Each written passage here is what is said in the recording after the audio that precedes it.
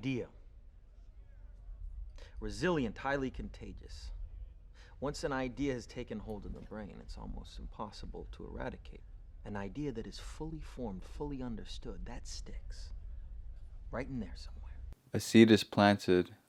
When it comes to movies about dreams, there's one that really comes to mind, and that is Inception.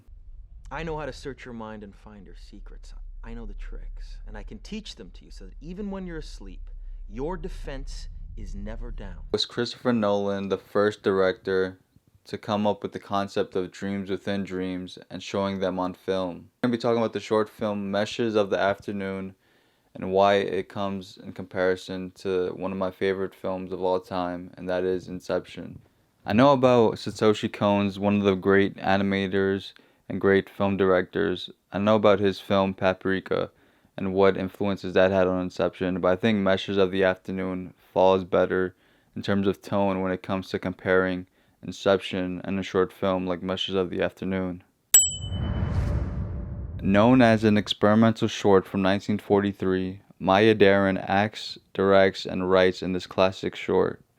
Born in Ukraine, she fled with her parents in the 1920s to New York due to a rise of anti-Semitism by the Russian presence. She would go to Syracuse University at 16 and then transfer to NYU where she graduated. The film was made by Maya with a Bolex 16mm camera from the money she received as an inheritance when her father had passed. With a budget of around $250 at the time, this was her first film, and what a magnificent debut.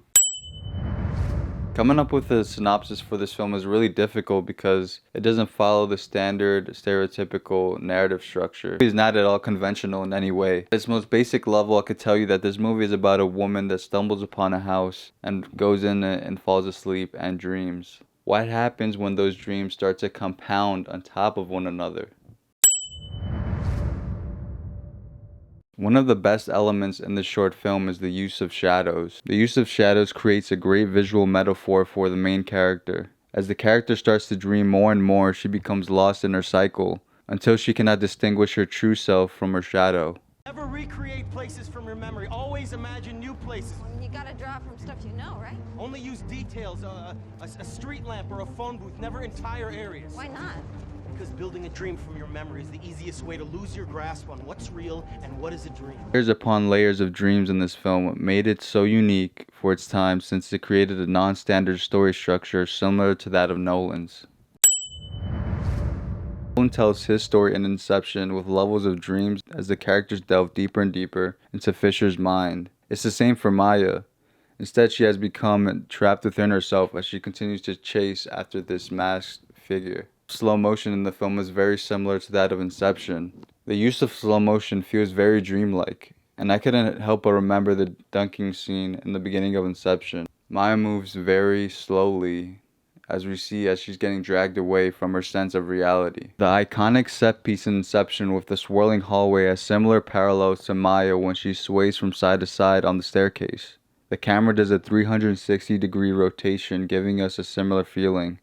Even down to the camera movement, there is a likeness. I saw the hand of Maya Deren turn off the music. I could only think of the kick in Inception. The music gets played in the minivan as the rest of the cast starts to fall into oblivion. The symbolic imagery of the keys, mirror, and knife resemble what it felt like with the totems.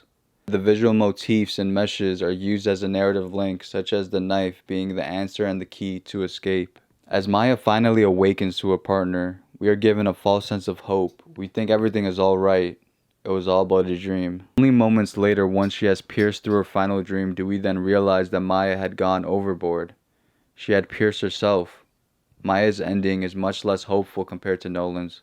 We can still imagine, envision, and dream up a perfect ending for Cobb. Well, dreams, they feel real while we're in them, right? It's only when we wake up that we realize something was actually strange. Thank you guys for watching. I hope you guys like, comment, and subscribe, and let me know what you thought of this type of video. And let me know your thoughts on the Meshes of the Afternoon, and do you see kind of similar parallels between this film and that of Inception, and do you think Nolan at some point maybe actually did see Meshes of the Afternoon since it's such a popular experimental short film? See you on the next one, and have a good one.